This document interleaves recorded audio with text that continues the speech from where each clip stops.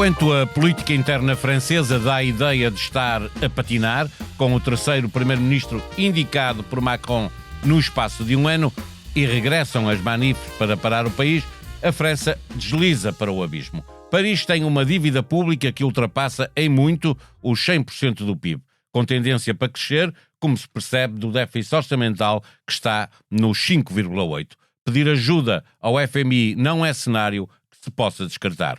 Isto já seria problema bastante para abanar a Europa, que teima em mostrar-se impotente para ajudar a Ucrânia a chegar à paz. E é agora sistematicamente provocada pela Rússia. O assunto é mais sério do que nunca e, parecendo querer testar as linhas vermelhas da NATO, drones russos violaram o espaço aéreo da Polónia. Donald Tusk advertiu que a perspectiva de conflito militar está mais próximo do que em qualquer momento desde a Segunda Guerra Mundial. O primeiro-ministro português está na China, é o primeiro governante ocidental a visitar Pequim, depois de, na semana passada, Xi Jinping ter mostrado a sua força ao mundo em oposição à hegemonia do Ocidente liderada pelos Estados Unidos. Nos meios diplomáticos circula a informação de que Trump estaria a pressionar a Europa para aplicar tarifas de 100% à China e à Índia como forma de acabar com a guerra na Ucrânia. Por cá, a queda do elevador da glória mostrou um incumbente sem elevação para participar no debate político a um mês das eleições autárquicas. Para malhar no PS, deixando na paz do senhor o Chega, que apresentou uma moção de censura na Assembleia Municipal, Carlos Moedas insultou e disse umas inverdades, eufemismo usado no debate político para descrever uma mentira. Está com o Bloco Central, eu sou o Paulo Baldaia, na moderação de uma conversa em que a opinião que conta é do Pedro Marcos Lopes e de Pedro Cisa Vieira. A sonoplastia deste podcast é de Gustavo Carvalho. Se gosta de ouvir podcasts, conheça a oferta que o Expresso tem para si. Da política à economia, ciência e cultura, passando pelo desporto. Entrevistas marcantes, análises e perspectivas que fazem a diferença. Ouça em expresso.pt e nas principais plataformas de podcast. Expresso. Liberdade para pensar. Viva! Pedro Marcos Lopes, começo por ti. O primeiro-ministro polaco tem razão quando dramatiza o momento atual, considerando o risco sério de um conflito militar entre a Rússia e um país da NATO? Evidentemente. Eu não me lembro de uma ocasião, desde o fim da Guerra Fria, que tivéssemos tão próximos de um conflito aberto entre grandes potências do que este momento. E nem é preciso invocar a história para sabermos o papel, entre aspas, que a Polónia tem tido no desenvolver de grandes conflitos mundiais até. Mas o que está a acontecer é algo de nunca visto. Repara, eu não tenho memória, admito que possa ter existido, mas eu não tenho memória de o artigo 4º ser invocado. Mas foi invocado já algumas vezes. Foi invocado? Sim, já não foi tenho... algumas vezes. Foi, mas olha, desculpa, ainda bem que não recentemente. Não recentemente, isso com certeza, se calhar é por isso que eu não tenho memória, mas... O mais recente foi, aliás, a propósito da invasão russa da Ucrânia, houve um país ali da sim, fronteira exatamente, o salvo erro Báltico. Bom, mas seja como for, eu não me lembro, essa é que não me lembro mesmo, e aí peço-me essas, de aviões da NATO, nomeadamente holandeses, alemães, terem entrado num cenário de batalha, digamos assim, quer dizer, ou seja, para derrubar drones. Foram chamados para derrubar drones. Ora bem, os drones são aparelhos militares que foram utilizados por uma potência atacante. Lá está, correndo o risco de me repetir, mas aí vou, é o maior problema que nós tivemos desde o fim da Guerra Fria, do desenvolvimento de um conflito muito alargado. Agora, o que é que justifica isto? Há várias coisas. Quais são as razões para isto acontecer? A Rússia, na minha opinião, claro, na Rússia sentiu-se completamente empoderada por aquele encontro com o Xi, com as grandes potências. No fundo, ela hoje sente-se como uma parte daquela aliança e é apoiada por aquela aliança. Não pode haver dúvidas em relação a isso. Quer declaradamente dar a entender que está ali para tudo ou nada, não é? Isso já ficou, quer dizer, isto ficou claro, parecia-me claro a mim, parece muito claro a muita gente, mas isso não parece claro a quem acha que há a possibilidade de negociar uma paz, enfim, sólida e consistente durante muitos anos com o Putin. Trump não parece muito interessado em... Não, claro que não, claro. Bem, isso já sabemos. Como também já sabemos que nem Trump está interessado em envolver-se nisto.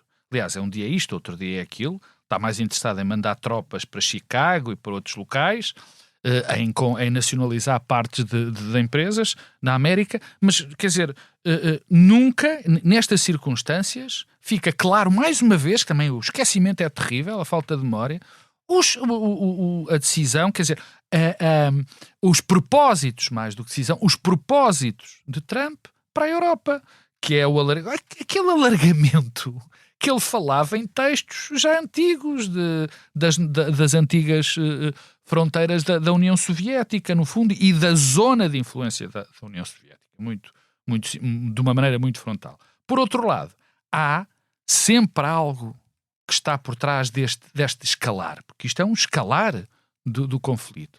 São os problemas internos. Porque apesar de toda a literatura russa nos ajudar a achar que só interessa a mãe Rússia e não interessa quem morre de fome, desde que a mãe Rússia se expanda, desde que a mãe Rússia sobreponha a tudo, quer dizer, os povos neste momento já não são exatamente os mesmos. E a crise económica na Rússia é um facto que nós conhecemos relativamente mal por causa da barreira comunicacional que vai existindo, mas ela existe e vamos sabendo que ela existe. Portanto, estamos num escalar e eu temo que... e não paro por aqui. Pedro Cisa Vieira, se o que Moscou está a fazer é testar os limites da União Europeia e da NATO, dizem vários analistas que é isso que está a procurar fazer agora, uma flagrante violação do espaço aéreo de um país pertencente a estas duas organizações, é o momento para pôr os pés à parede? É preciso uma resposta que seja inequívoca? É um tema muito crítico, porque às vezes os conflitos acontecem sem que as partes o queiram. Há uma expressão que se usa em estudos estratégicos e militares, que é o brinkmanship, que é basicamente tu não quereres recuar, não mostrares fraqueza e vais levando, os dois lados vão levando as coisas a um ponto em que a certa altura o conflito aberto instalou-se sem que ninguém à partida o quisesse. E isto é que é extremamente perigoso. E quando recordamos a origem de outros conflitos históricos muito violentos e pensamos como é que eles nasceram e pensamos como é que estavam as opiniões públicas, as consciências coletivas, a própria vontade dos decisores políticos imediatamente antes de ocorrer se instalarem os conflitos, nós ficamos muito assustados. No início de 1914, ninguém pensava que o mundo ia entrar na guerra mais destrutiva que até então se tinha conhecido. E, no entanto, pouco tempo depois, por motivos completamente fúteis, mas resultando de um acumular de tensões e de equívocos e de conflitualidades e de competição estratégica entre as potências, estávamos na Primeira Guerra Mundial porque foi assassinado um descendente do imperador austríaco em Sarajevo. Quando pensamos que em setembro de 1938 o Chamberlain e o Daladier foram a Berlim e se sentaram com o chanceler Hitler e fizeram um acordo que lhe permitia, basicamente, entrar pela Checoslováquia adentro, pensando que isso era o preço da paz, era um bocadinho aquilo que o Trump e o Steve Witkoff agora diz a propósito da paz na Ucrânia, que é, vamos fazer aqui uma troca de território, o land swap que eles falam. Foi isto que fizeram em Munique em 1938 e o Chamberlain voltou para a Inglaterra como um herói, como um homem que tinha evitado a guerra. Ninguém pensava naquela altura que uma guerra fosse de repente instalar-se e que fosse a coisa mais destrutiva que se pudesse pensar. Mas depois, quando a guerra veio, o Chamberlain obviamente que foi visto como um derrotado, não é? E um mau político. A questão também se põe agora, não é? Não, mas precisamente o que eu estou a dizer... Se não fizermos nada... O que eu estou a dizer, precisamente, é... Há momentos na história em que o acumular de tensões, várias provocações de parte a parte, etc., de repente, sem que as pessoas sequer percebam o que é que aconteceu, muito rapidamente há um conflito aberto. E o que nós temos que pensar é se não estamos agora assim. E se estando assim, tem os líderes das potências a possibilidade de evitar entrar num conflito. Ou seja, a Rússia diz que estes 19 drones que entraram foi por acidente, que não tinha intenção de entrar, que eles eram dirigidos à Ucrânia, etc. Já tinha acontecido coisas assim na Finlândia, na Roménia, na própria Polónia, mas são 19 drones que entram. E entram até muito profundamente no território polaco. E, portanto, há quem... Quer dizer, os líderes ocidentais estão a assumir o seguinte: isto é a Rússia a fazer algumas coisas que podem ser prenúncio de uma vontade de testar a aliança. Pode ser, por exemplo, que é uma coisa que também a Rússia fez na Ucrânia com alguns drones deste tipo, que é testar as defesas aéreas, ver se há ali buracos ou não na malha de defesa antiaérea, e houve alguns drones que caíram em território polaco sem conseguirem ser interceptados pela defesa polaca, mas também pode ser, por simplesmente, ver a solidez da aliança e a reação da aliança. Tu repara, e a questão da unidade, não é? Há muita gente que diz que a Rússia só tem apetite relativamente à Ucrânia, àquela parte da Ucrânia. Mentira! E muita gente também contra-argumenta que, pelo contrário, uma vez que a Rússia consiga os seus intentos na Ucrânia, tal como Hitler em 1939, vai depois tentar recuperar outras coisas. Que era e testar a aliança e ver onde é que se recupera a sua margem de influência. Pode, cenários que já se colocaram, por exemplo, apoiar uma rebelião de russófonos de um dos países bálticos. A encorajar estes tipos de spillover da guerra da Ucrânia para a Polónia ou para a Roménia ou para a Eslováquia, países que fazem ali fronteira. E, portanto, isto significa... A estratégia stalinista, se bem te lembras, a estratégia stalinista era exatamente isso na altura. Pronto. Era estabelecer comunidades russófonas em vários lugares, porque aquilo era mas isso dentro da União Soviética. Estou aqui a falar... O Stalin invadiu a Finlândia. Invadiu a Finlândia, invadiu a Polónia, etc. Mas repara, nas comunidades que existiam antes da própria União Soviética, a União Soviética eram vários países, mesmo nessas comunidades, o que é que o Stalin fazia? Trazia grandes populações russas para que existisse... Não precisa de ir tão longe. Em 2014, sim, olha, aquilo que aconteceu na Ucrânia foi que supostamente uns cidadãos ucranianos russófonos e de etnia russa rebelaram-se e a Rússia apoiou-os para defender aquela comunidade russa. E foi assim que começou o conflito na Ucrânia em 2014. Portanto, há quem diga que isto possa ser feito, e o que é que eles visam com isto, segundo algumas interpretações e plausíveis? Testar a determinação da aliança. Se a aliança vai tergiversando em algumas coisas, se calhar quando acontecer esta coisa numa Estónia ou numa Letónia, ninguém vai reagir. Se calhar quando houver algum problema na Finlândia, ninguém vai reagir. E, portanto, é isto que se está aqui a ver. Mas a reação também tem que ser uma reação ponderada. Porque uma reação de guerra aberta, de dizer assim, nós consideramos isto um ato de guerra, nós invocamos não o artigo 4º, mas o artigo 5º, nós mandamos tropas para combater na Ucrânia, ao lado da Ucrânia, contra a Rússia, isso pode ser o início de uma terceira guerra mundial que ninguém quer. Mas antes disso, deixa-me perguntar se a reação deve ser individualizada, ou seja, a Polónia dizer alguma coisa, ou a União Europeia, ou pelo contrário, é muito importante trazer acima de tudo, os Estados Unidos para uma resposta aqui, para que aquilo que neste momento está a acontecer, NATO, não é? Aquilo que neste momento está a acontecer é que o primeiro-ministro polaco está em consulta, em contacto e a mobilizar a vontade dos seus aliados da NATO dentro da Europa. A União Europeia não está neste momento a ser ator nesta circunstância. Portanto, ele está a falar com o Keir Starmer, está a falar com o novo primeiro-ministro, já lá tem aviões com o presidente aérea francês, com o Merz, etc. E aparentemente o presidente Trump também vai falar com o presidente polaco, não com o primeiro-ministro polaco. Por alguma Polaco razão é um admirador dele, não é? Claro. Portanto, isto aqui é muito complicado. Era, portanto, ouvir o que é que o presidente polaco tem Só para queria dizer dizer sobre mais isso. uma coisa. Só queria dizer mais uma coisa.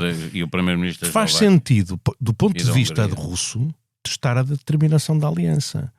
Porque não é nada claro que dentro da NATO e dentro da União Europeia, quer alguns governos, quer mesmo fações importantes dentro de países, não venham dizer, mas a gente vai para a guerra porque entraram os drones ou porque os russos querem um bocado da Letónia. Claro. Não. E, portanto, isso é mesmo testar a aliança. Repara uma coisa, quando a Alemanha, em 1940, invadiu a França, aquilo que aconteceu foi que o governo francês celebrou um tratado de paz com a Alemanha, cederam território francês à Alemanha, os nazis estavam em Paris, e fizeram um outro Estado francês com sede em Vichy. E isto, o governo legítimo da França, na altura, e uma grande parte da sociedade francesa ficou toda aliviada porque acabou a guerra com a Alemanha. Só o de Gaulle é que foi para a Inglaterra e praticamente sozinho e apenas com o seu ego foi para os microfones Não era pequeno. da BBC e disse: eu sou o líder da França, todos os franceses de boa vontade resistam comigo. Porque, na verdade, quer dizer, perante a agressão, há muita gente que há de dizer, mas nós vamos para a guerra por causa disto. E isto é que é o problema. Portanto, estamos aqui numa circunstância mesmo muito complicada, onde a ponderação vai ser muito difícil. Deixa-me... A última Deixa vez... só o Pedro Cisa vir a acabar e Pedro Vou Marcos acabar. Lopes, A última obviamente, vez em que o mundo esteve à beira de uma guerra mundial foi em 1962, a propósito da crise dos mísseis de Cuba. E nessa altura, hoje em dia conhece muito bem a história, quer do lado russo, quer do lado americano, houve muitos responsáveis americanos, designadamente responsáveis militares, que achavam que o que se devia fazer era bombardear as bases que os russos estavam a instalar em Cuba. E foi o presidente Kennedy e um conjunto de seus conselheiros que foram medindo a resposta de uma maneira que permitiu à Rússia desescalar, salvando a face, e evitar-se isto. Mas gerir estas situações muito tensas exige grande sentido de responsabilidade, grande conhecimento da história, grande conhecimento do outro lado, e hoje em dia, infelizmente, no comando da maior potência militar mundial não está esta capacidade. Desequilibrado. Eu Pedro Marcos Lopes. não me queria alargar muito, mas há aqui um conjunto de sinais que o Pedro começou por elencar, e eu vou falar mais 2 ou 3, que nos trazem para o passado relativamente recente e que tem quer dizer, o cenário é de tal maneira parecido que chega a ser chocante. Como ele diz, era o primeiro ponto, foi o que ele acrescentou, também antes da Segunda Guerra Mundial houve um teste claro às opiniões públicas europeias. Claro, conhecer a imprensa nacional dos vários países nessa altura, como foram erigidos a heróis, tipos que 10 anos, nem tanto, 7 ou 8 anos depois, foram considerados traidores, mas que eram idolatrados pelas pessoas porque não quiseram a guerra e conseguiram evitar a guerra. E havia muitos nazis, grupos nazis em toda a Europa a apoiar o que exato, a Alemanha. E também havia... E deixa-me agora acrescentar mais 2 ou 3 que parece que não têm a ver, mas que me incomodaram e que me incomodam muito, particularmente porque acrescentam a este cenário coisas ainda parecidas. Há uma reunião que, claro que foi muito glosada, mas eu acho que não se deu a importância suficiente, que foi uma célebre reunião na semana passada, ou às 2 semanas, na Casa Branca, onde o Donald Trump juntou os capitães da indústria, neste momento os donos do mundo em termos de economia, que estiveram ali a elogiá-lo, a elegê-lo como uma espécie de grande líder, enfim, o grande líder deles. Uma coisa absolutamente constrangedora e confrangedora, abajulá-lo. Bill Gates, todos os grandes. O que aconteceu na Alemanha de Hitler foi, nós não temos imagens porque não havia televisão, mas há registros de variadíssimas reuniões do Hitler com os grandes capitães de indústria alemã, e a Alemanha nessa altura Com muitos dignatários estrangeiros. Com muitos dignatários estrangeiros. O embaixador, o então embaixador Joseph Kennedy. Em que, exatamente, em que, enfim, que era suspeito de algumas simpatias. Exatamente.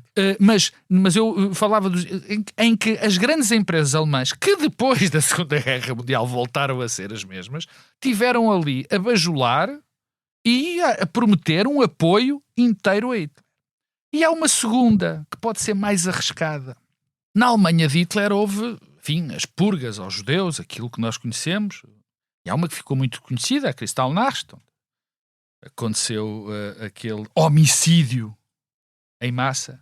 E nós também estamos a viver um período onde estamos a assistir ao genocídio em Gaza. Ninguém fez nada na altura, toda a gente mais ou menos. Enfim, são coisas que acontecem, não é? E nós também estamos a ter o nosso contemporâneo massacre em Gaza. A história repete. Sem que ninguém se... Não, de facto, a história repete-se quando nós não olhamos para ela. Quando nós não olhamos... Nós temos um problema, todos nós temos um problema de memória, sobretudo as comunidades. As comunidades têm um brutal problema de memória, esquecem-se das coisas. Nós aqui até nos esquecemos, até damos mérito ou damos ouvidos a um tipo que nos diz que nos últimos 50 anos isto foi um horror, portanto, quer dizer, estamos completamente conversados quanto à memória das comunidades, não é? Mas o que se está a passar hoje tem demasiados pontos de contacto com isso. Só há uma diferença. É que na altura acabaram por existir dois polos. Até esses dois polos, no princípio não havia, só havia três, porque a ida para a guerra dos Estados Unidos foi muito atrasado e esteve longe de ser consensual. Portanto, nós agora temos uma Europa extraordinariamente enfraquecida, que provavelmente não estava tão enfraquecida em 1930 e tal como está agora, em termos militares. Aliás, a França era vista como um colosso militar. Já sabemos que era com pés de barro. Era invencível. Era invencível. Tinha ganho uma guerra... E isso francamente... Não muitos anos antes. Não é? Isso, francamente, assusta-me muito. E também há outra coisa. O desespero é sempre um péssimo conselheiro. E repara, a Alemanha era sozinha. A Itália não contava. Neste momento a Rússia, quer se queira, quer não, conta com o apoio da maior força do Norte, mundo. Da China, não, a Coreia do Norte pouco importa, mas tem a China. Da Índia, que lhe compra petróleo, que aliás vem daí as tarifas do Trump à Índia. Vamos dar um salto, não para muito longe, ainda centro da Europa. França vive a sua própria crise. Macron tem uma crise política sem precedentes, tem o terceiro primeiro-ministro no espaço de um ano, uma crise de finanças públicas galopante e a necessidade de aplicar austeridade para resolver essa crise financeira. A incapacidade do presidente francês acabará por entregar o Eliseu, pergunto-se Isabeira, aos radicais de direita ou de esquerda dentro de um ano e meio, que é a data em que são as presidenciais francesas. Isso é uma possibilidade cada vez mais forte, não é? Ou seja, aquilo que se está a revelar é que o presidente está a obstinar em manter uma solução que, na sequência das últimas eleições, que deu um parlamento completamente dividido e fragmentado, foi a solução que ele tentou impor já duas vezes, primeiro com Michel Barnier e depois com François Bayrou. Eu não sei se vocês se recordam, eu detesto fazer estas coisas, mas eu, na altura das eleições, eu disse que a solução que o presidente Macron tinha que fazer era escolher um primeiro-ministro do Partido Socialista. E ele não quis fazê-lo. Mas há uma direita que não aceita, não é? Ajudar a criar uma solução que fosse uma solução que, digamos assim, uma solução presidencial para o futuro, que não fosse, digamos assim, que não caísse num dos extremos, por uma espécie de saturação do eleitorado relativamente aos partidos tradicionais moderados do sistema, em resolverem os impasses em que a sociedade e a política francesa estão instalados. E, obviamente, ele não quis. Alguns partidos, os republicanos, se calhar, não gostariam da solução, mas a verdade é que, neste momento, uma parte significativa dos deputados dos republicanos já estão ao lado da Marine Le Pen. Já estão a votar com a Marine Le Pen sistematicamente, já se puseram publicamente ao lado dela. Portanto, ele não evitou essa fragmentação dentro daquele eleitorado central que fez parte da coligação que ele apoiou, que o apoiou. Por outro lado, aquilo que ele não quis essa solução, porque essa solução punha em causa algumas coisas que ele tinha muito querido, designadamente voltar a repor níveis de impostos para as empresas e para as grandes fortunas. Ele achava que isso era recuar no seu programa. Mas a verdade é que o que ele está a conseguir com isto é que, pura e simplesmente, todo o seu programa, a sua base eleitoral, a sua plataforma política, seja destruída completamente, varrida para a história.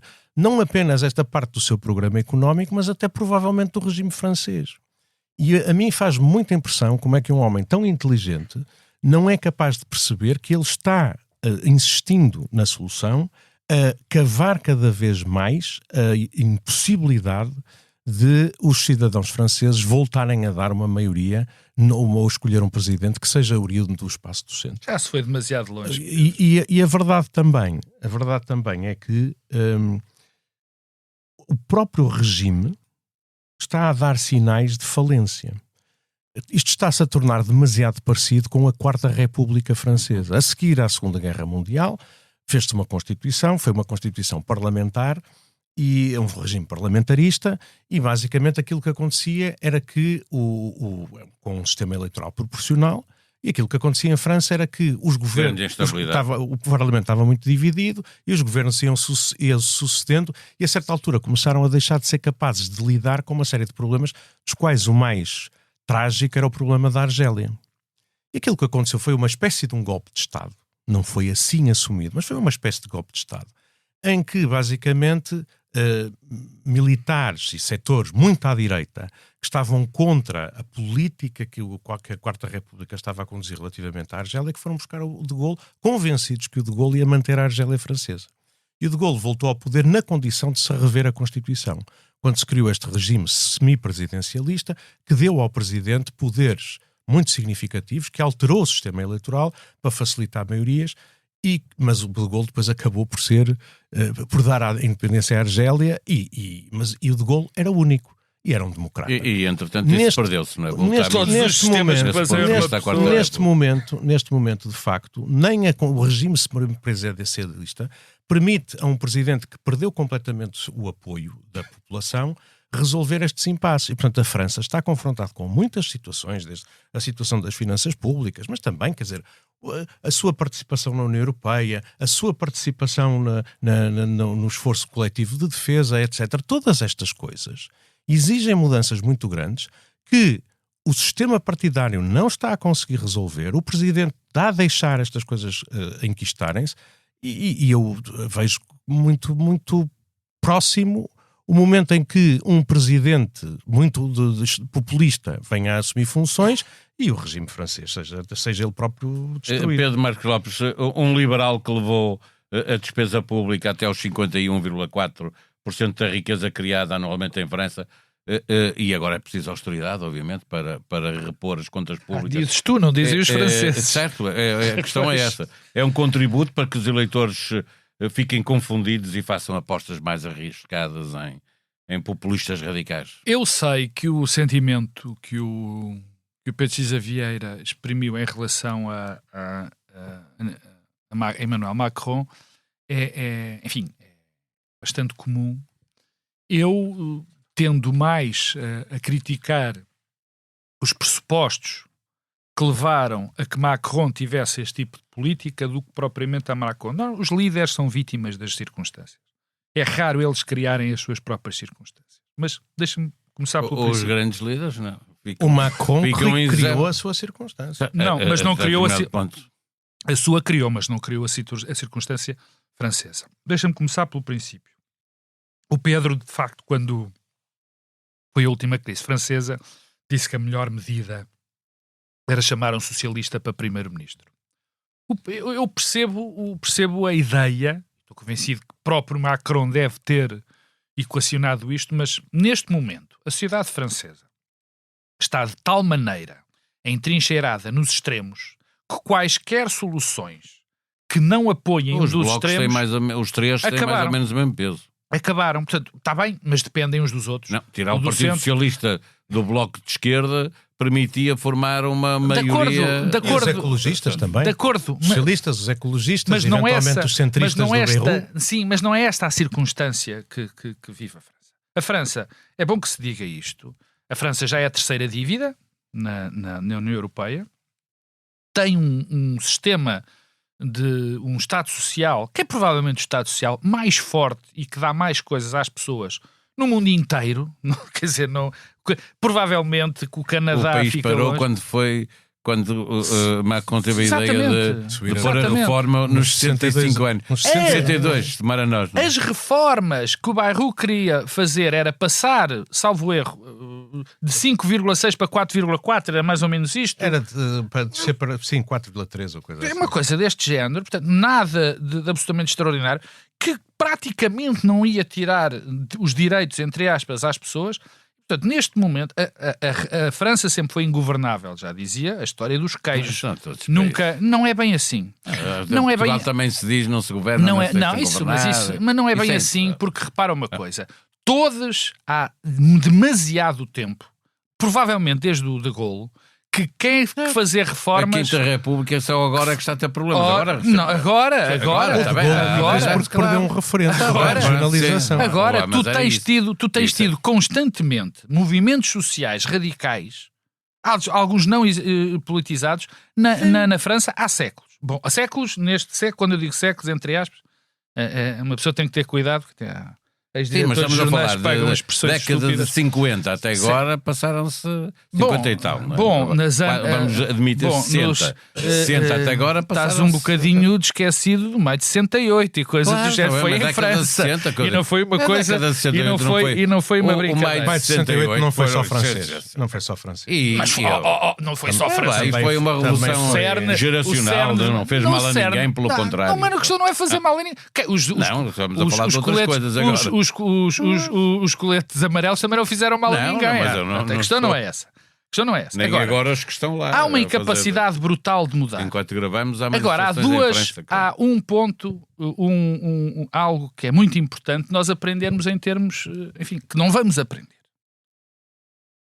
A implosão do sistema partidário, francês é uma grande lição para nós. É uma grande lição para nós portugueses. Porque foi essa implosão dos setores tradicionais da política francesa e da política europeia, em geral, em França, que levou a esta desagregação completamente e que gera todas as crises, porque depois o poder político não se entende. O fim dos blocos, que está a acabar, porque as coisas chegam tarde a nós, mas hão de chegar. O fim das soluções de centro-esquerda e centro-direita são absolutamente letais para as democracias.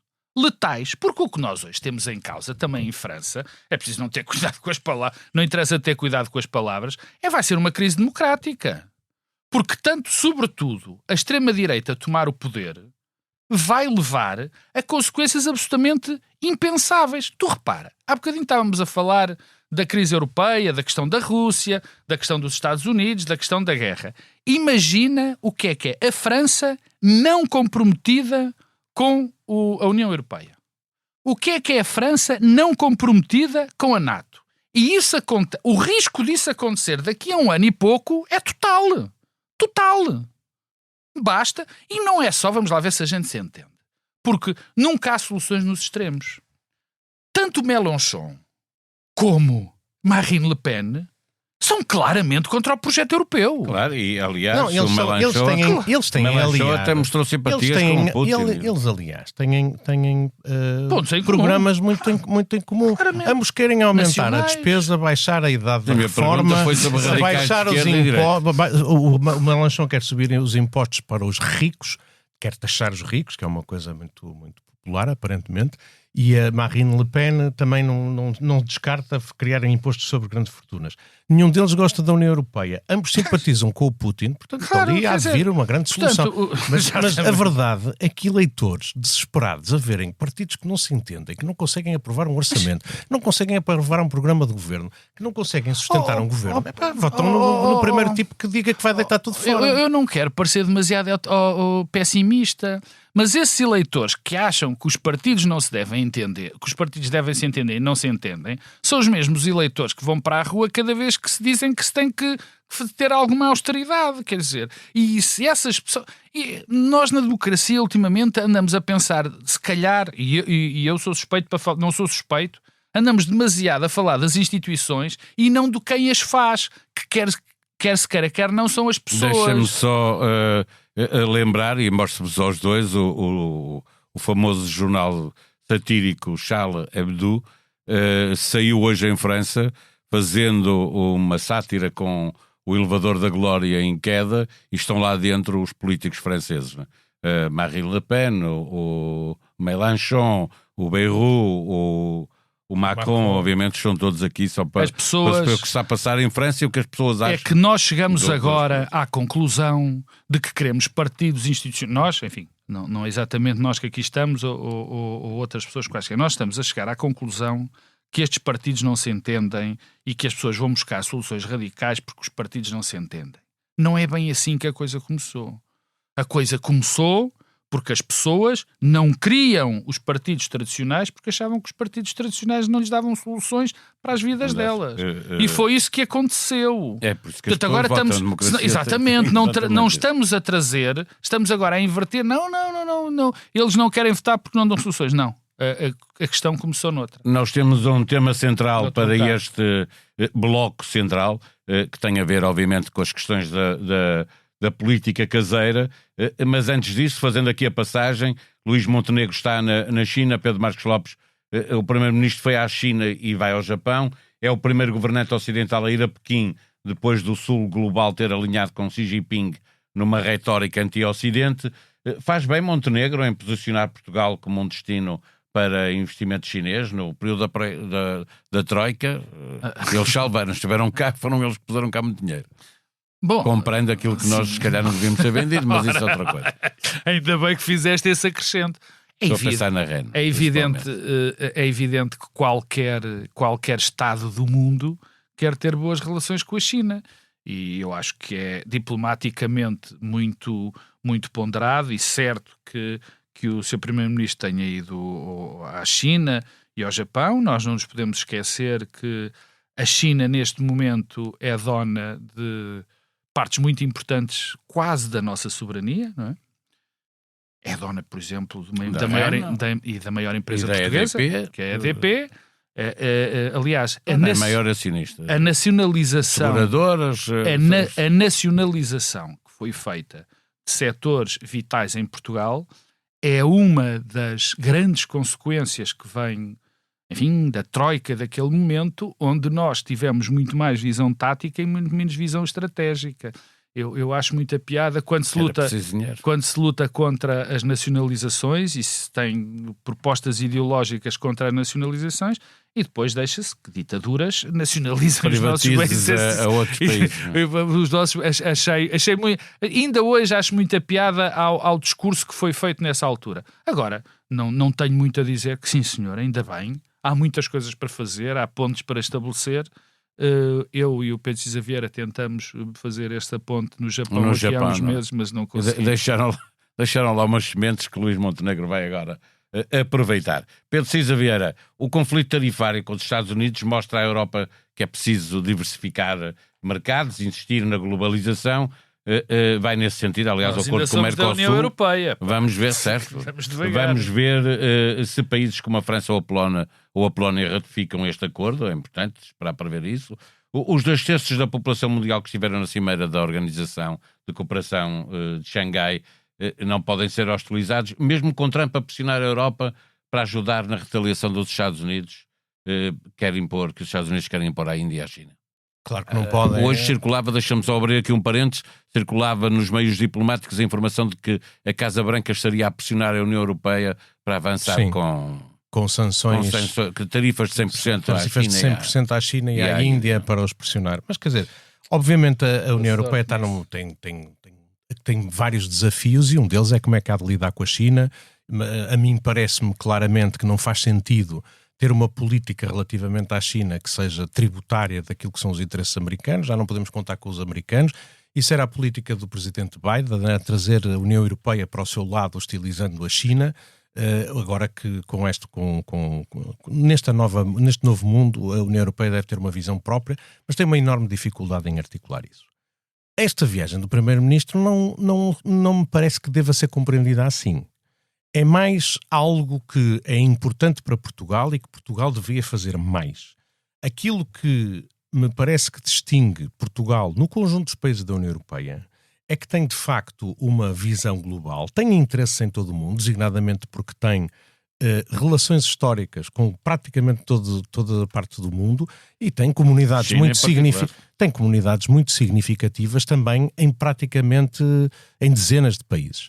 E, portanto, é uma das forças de Portugal, é não só essa visão do mundo muito global, que não é comparável a países da mesma dimensão, quer dizer, e que cria laços entre Portugal, ao nível de Estado, com países de dimensão muito significativa, a China. Eu costumava dizer que não há muitos países em que o Presidente da República ou o Primeiro-Ministro possam, se quiserem, ter um contacto imediato e quase pessoal, como acontecia há uns tempos atrás, com todos os chefes de governo e de Estado da União Europeia, mas também com o Presidente do Brasil, com o Presidente da China, com o Presidente da África do Sul, ou seja, tínhamos...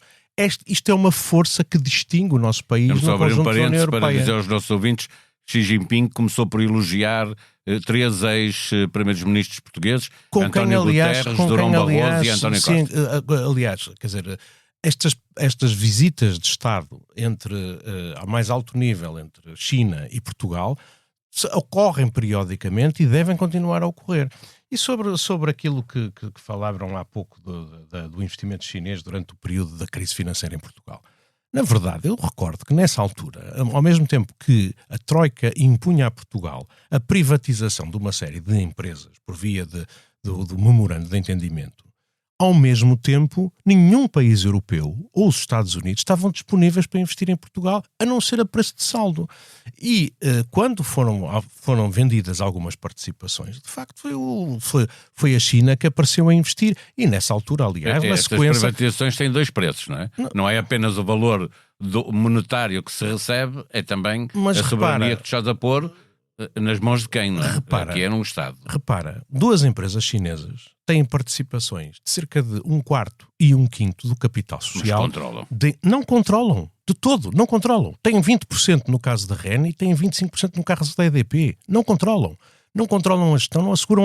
E estas coisas, o investimento chinês, de facto, tem uma companhia de seguros, mas há várias companhias de seguros a operar em Portugal, de facto controlam, têm uma participação que nem sequer é maioritária num banco, que é importante no nosso país, mas, na verdade, se tu quiseres alienação de um ativo estratégico, foi feito a uma empresa europeia, privada, e não tenho a certeza que tenha sido melhor, que é o caso da privatização da ANA Avanci, que tornou o Estado português, de facto, quase refém dos interesses de uma empresa privada portuguesa, de uma maneira que não se verifica relativamente a empresas que competem no mercado, que estão reguladas e que atuam, no caso da REN, ao abrigo de um contrato de concessão que, se for incumprido, o Estado português pode rescindir e ficar com os ativos afetos à concessão. Portanto, eu acho que, concluindo, é bom que vá havendo relações de alto nível entre a China e Portugal e que elas se mantenham boas. É bom nós termos boas relações com grandes potências mundiais, mesmo que eles não sejam nossos aliados. Eles não são nossos aliados, não são nossos parceiros. Os nossos aliados estão na NATO, estão na União Europeia, os nossos parceiros estão na comunidade de países de língua portuguesa, mas é um país amigo com quem temos boas relações e devemos continuar a ter. Numa semana com muito a dar que falar, cereja em cima do bolo o comportamento de Carlos Moedas no pós-acidente com o elevador da Glória que provocou 16 mortes. Na sombra dos palácios de São Bento e de Belém, numa primeira fase, o autarca apareceu depois numa entrevista a disparar para todo o lado, também se pode dizer a disparatar para todo lado. Cisa Vieira, para lá do acidente e das mortes que provocou no debate político que seguiu, o que se recomenda e o que não se recomenda? Numa tragédia destas, que é uma situação de crise, não estamos a falar de um terremoto, não estamos a falar de um colapso de uma grande infraestrutura que mata dezenas de pessoas. Mas ainda assim, isto é uma tragédia. É localizada, mas é uma tragédia. É uma crise. E nestas ocasiões estão testadas e estão vistas formas como os responsáveis, seja ao nível de uma empresa, seja ao nível de um país, seja ao nível de um governo, de uma Câmara Municipal, deve atuar. O que é boa prática? É dar a informação, ser transparente, assumir a responsabilidade por identificar e ir dando os passos, mostrando os passos todos que se dão para perceber qual é a causa, para evitar novas coisas, para apoiar as vítimas, para dar tranquilidade à população. Isto é o que deve ser feito numa situação de crise por qualquer responsável de uma empresa privada ou do setor público. Eu acho que aqui, e quando a tragédia ocorre, nós não sabemos quais são as causas, continuamos sem saber porque é que as coisas ocorreram. Eu estou mesmo convencido que não passa pela cabeça de ninguém de exigir que A ou B, seja qual for a circunstância, se demita por causa disso. E não foi isso de todo o que aconteceu. Não foi isso de todo o que aconteceu em Lisboa, a propósito da tragédia do Elevador da Glória. Houve quem pedisse a demissão. Foi uma minoria, mas houve quem pedisse a demissão. Há sempre vozes. Hoje em dia é muito fácil a qualquer voz pegar, mandar um tweet, fazer qualquer coisa. O que estamos a dizer é assim... Do ponto de vista institucional. Do ponto de vista institucional e do ponto de vista, digamos assim, da opinião pública. Apresentou uma moção de censura. Do ponto de vista institucional e do ponto de vista da opinião pública, não passava pela cabeça ninguém dizer assim: isto foi o Carlos Moedas que foi o responsável, o causador desta tragédia, tem que se demitir. Pode haver vozes dispersas, mas isso nunca esteve em causa. Pedro Nuno Santos apelou à demissão, não é? Apelou também por um motivo que me parece disparatado. Por coerência, mas é disparatado. Porque disse assim... O Carlos Moedas, que exigiu a demissão do Fernando Medina por muito menos que isto, invocando qualquer princípio de responsabilidade política, agora, por identidade ou até por maioria de razão, devia Pedro Nuno Santos a ser também incoerente com o sinal contrário. E isto, quer dizer, achava que Medina não se devia ter demitido. Aquilo que Carlos Moedas fez na altura, em 2021, foi um disparate. E, digamos assim, não se cura um disparate com outro disparate. Mas olhamos agora para esta... para o modo como ele... Portanto, para mim... Aquilo que me deixou completamente estupefacto foi não só foi aquela sensação de ausência de liderança, de protagonismo, de assumir, tomar as rédeas da situação e mostrar à população que as coisas acontecem, porque ele nos primeiros momentos quase desaparece, refugia-se, põe-se atrás do Primeiro-Ministro, do Presidente da República, etc. Foi depois a forma como ele reagiu naquela entrevista que dá à SIC. E já ouvi dizer que aquilo foi uma coisa... planeada, com mensagens muito fortes, para polarizar, para afastar. A mim, aquilo que me causa maior tristeza e até, quer dizer, desconsolo, é que, perante uma situação destas, o Presidente da Câmara, em vez de se afirmar como um líder, parece estar sobretudo preocupado em afastar de si qualquer responsabilidade, criar nuvens de fumo à volta disto e pura e simplesmente evitar tomar... Parece que está a fugir das coisas. Tem tanto medo. Dá uma entrevista em que diz, se o Carlos Moedas... Depois fala esta coisa que é terrível, que é falar de si na terceira pessoa, parece um futebolista a falar. Se mostrarem que o Carlos Moedas, que não sei o quê... Não percebo. Mas quer dizer... Mas é uma coisa tão... covarde. De um nível tão desalinhado com aquilo que nós esperamos numa liderança, que eu acho que isso sim vai estar presente na cabeça dos eleitores no momento de pôr o voto. Este homem é o homem para estar à frente de uma cidade que pode enfrentar desafios complicados. É este homem que foge numa situação de crise, é que se calhar o homem também que não vê, que não assume o protagonismo, que não tenta responder àquilo que é, por exemplo, uma coisa que nós sentimos todos, uma degradação das condições de vida na cidade. Tu começas a ver as críticas, por exemplo, dos turistas e dos visitantes a Lisboa, e os números começam a ressentir-se em termos em termos de ocupação, começam a ser altamente negativos, a dizer a insegurança, o mau estado das ruas, o lixo, etc. Já são as pessoas de fora, a iluminação, ou seja, os transportes, ou seja, já começa a ser de fora muito evidente que esta cidade anda assim um bocadinho ao Deus dará, porque este Presidente da Câmara, e esta Câmara, ao fim e ao cabo, andou a viver dos rendimentos que vinham de trás. Isto aguenta-se durante 3, 4 anos, mas não se aguenta 8. E por isso, o que me parece é que não é a tragédia da Glória que deve levar a qualquer consequência imediata sobre o Presidente da Câmara, ou sobre a Câmara Municipal, ou até sobre a Carris. Estas coisas são consequências de muita coisa que nós não conseguimos. Em muitos anos. E aconteceu há muitos anos. Não seja mas isso. A reação dele, a forma como se comportou perante uma situação que é uma tragédia, e ao fim e ao cabo reflete aquilo que é a atitude que tem tido ao longo do seu mandato de, digamos assim, procurar estar mais preocupado em dizer que as coisas que correm mal não são responsabilidade deles e aparecer na fotografia nas coisas que correm bem, do que... E isso sim eu acho que deve ter peso na altura de votar. Penso eu. Não tenho... Pedro Marcos Lopes, ouvindo aquilo que estava a dizer o Pedro Cisa Vieira, é plausível que a entrevista à SIC tenha tido o propósito de desviar as atenções das críticas que estavam a ser feitas por falta de liderança nesta crise, e depois ele tenha aparecido a insultar e a dizer coisas que manifestamente não são verdade, porque ser criticado por isso tem menos custos eleitorais que ser criticado por falta de liderança? Talvez, mas também se fosse isso, era profundamente lamentável. A propósito de uma tragédia onde morrem 16 pessoas, exatamente, com esse tipo de taticismo. Mas repara uma coisa, nós muitas vezes, e este debate até já teve outros contornos, falamos das qualidades pessoais das pessoas e tentamos afastar as qualidades pessoais das pessoas da discussão pública porque achamos que as ideias, isto e aquilo, contam mais do que essas qualidades. Pois eu acho que não. E há muito tempo que eu acho. Nós conhecemos as pessoas, nomeadamente os líderes, em momentos de crise. Aliás, há muitas lideranças que se fazem por causa das crises. O que Moedas fez foi mostrar-nos exatamente o contrário. Moedas, quando se exigia liderança, optou por se esconder-se atrás das saias do primeiro-ministro primeiro e do seu Presidente da República, que depois, que violentamente lhe fugiu dele de uma maneira que eu, mais uma vez digo, nos aspectos essenciais, Marcelo Rebelo de Sousa normalmente tem razão. Escolheu, em vez de esclarecer, em vez de mostrar às pessoas o que estava em causa, preferiu insultar.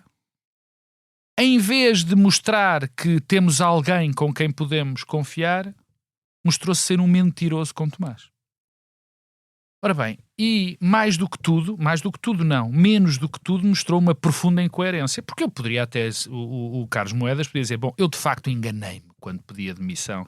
Aquilo foi uma coisa no calor da luta, mas ele de facto pediu a demissão de Fernando Medina exatamente pelas mesmas razões.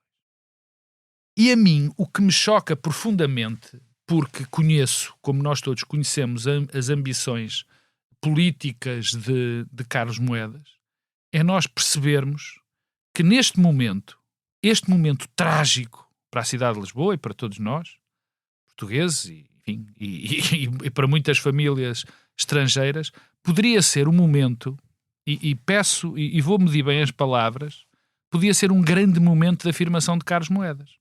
Bastava que Carlos Moedas fosse um homem corajoso, um homem que olhasse para isto como um momento onde nós precisávamos de alguém que nos, deixa-me utilizar a palavra, protegesse e que nos dissesse o que é que tinha corrido mal e que não ia voltar a acontecer. E, no entanto, tivemos um guerrilheiro. Tivemos alguém que optou pela mais baixa política partidária, aproveitando um desastre. Isto é absolutamente terrível. Eu espero que... E teve ainda um detalhe que para mim também foi profundamente chocante. A dada altura, anteontem, salvo erro, quando o acusaram de mentir, porque não é acusar, ficou claro que em relação a Jorge Coelho, o que ele fez em relação a Jorge Coelho e ao guarda-freios da Carris foi algo de profundamente indigno. Deixa-me dizer-te. Porque o guarda-freios que morreu nas suas funções, estava nas suas funções e está a ser aproveitado de uma maneira miserável politicamente para que Carlos Moedas invente um mártir para só o livrar a ele de apuros. E depois invoca Jorge Coelho, sabendo que estava a mentir, para procurar algum paralelo. Não contente com isso, ainda reafirmou na terça-feira, quando lhe disseram, disse ele, bom, estava a homenageá-lo. Não repôs a verdade e menos ainda pediu desculpa. Isto bate tudo. Mas sobretudo, e quero reafirmar isto, sobretudo, o facto de ele ter mostrado que não é líder de nada e que quando nós mais precisávamos de alguém que nos liderasse, que nos ajudasse, que nos esclarecesse, ele fugiu. Fugiu, mentiu e insinuou e difamou. Foi o que ele fez.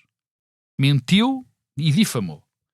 E não mostrou liderança nenhuma. Agora, posto isto, deixa-me só terminar com o seguinte. Eu acho que a campanha eleitoral, eu acho que não pode haver a tentação, e se tiverem um erro, dos outros candidatos à Câmara de Lisboa, fundarem a sua campanha no desastre do Elevador da Glória. Isto seria absolutamente terrível. Quer dizer, já devem ter aprendido com a Cepinão Viva. Sim, ele deve... Sendo que a cidade de Lisboa está a merecer um bom debate. Não é? Sim, ele deve ser julgado por aquilo que foi, na minha opinião, mas isto são opiniões agora, um péssimo Presidente da Câmara. Mas também não é pelo caso do Elevador da Glória. Pelo tipo de caráter político e pessoal que mostrou na condução desta crise.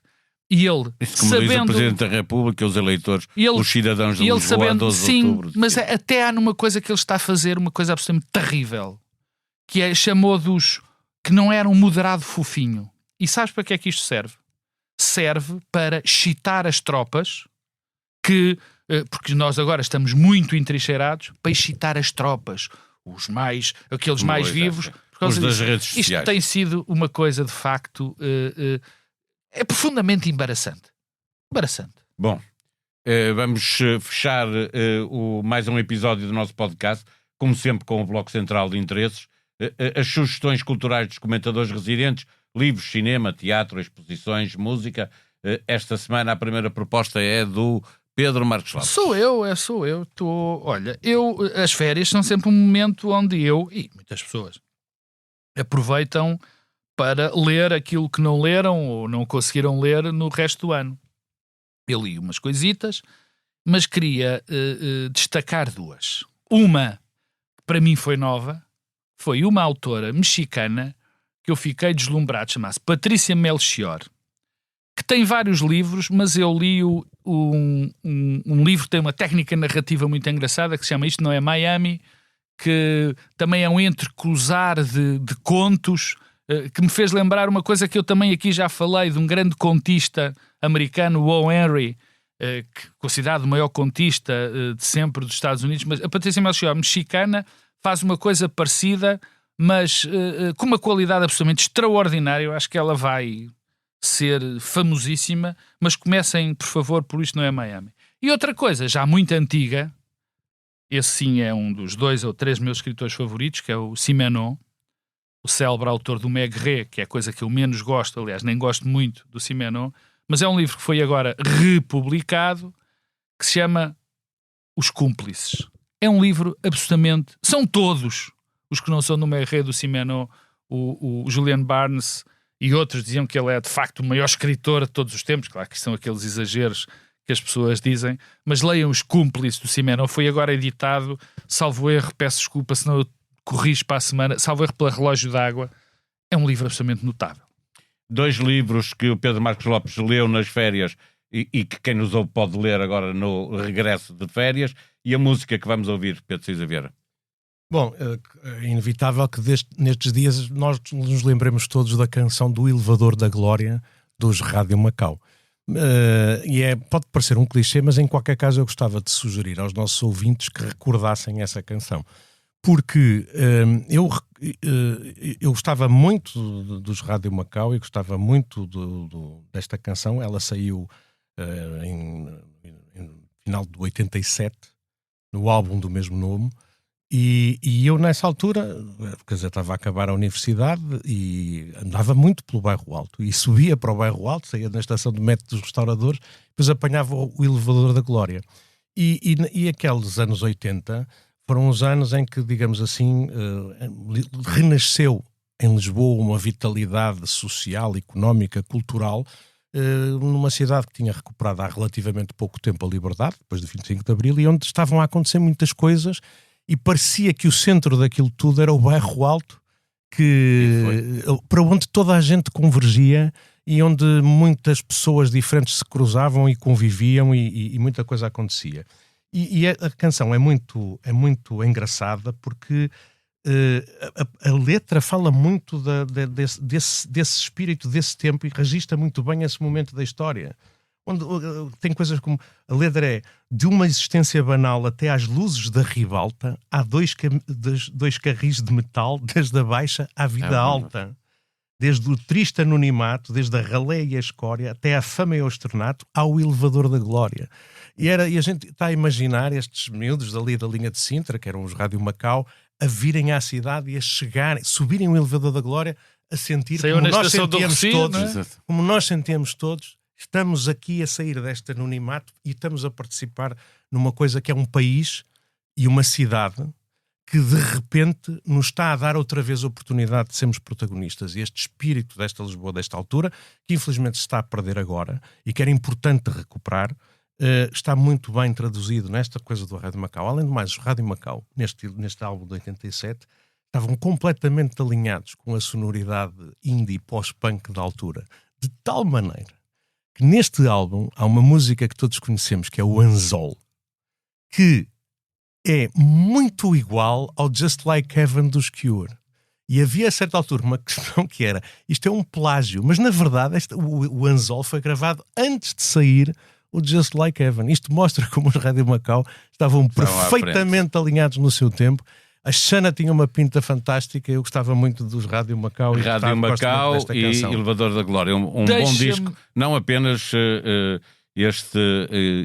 esta música referente ao Elevador da Glória, mas todas as outras que estão no álbum. Não é? Deixa-me corrigir uma coisa, porque eu tenho que, enfim, elogiar a Relógio d'Água, que tem editado imensos livros que eu gosto muito, mas de facto Os Cúmplices do Simenon foi editado pela Dom Quixote, e Isto Não é Miami, da Patrícia Melchior, foi pela Elsinore. Os meus pedidos, desculpas. Não, já está reposta a verdade. E é assim sempre melhor.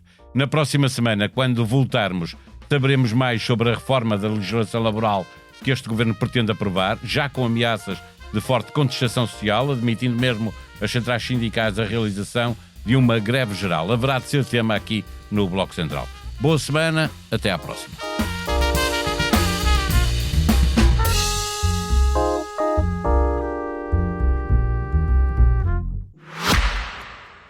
Se gosta de ouvir podcasts, conheça a oferta que o Expresso tem para si.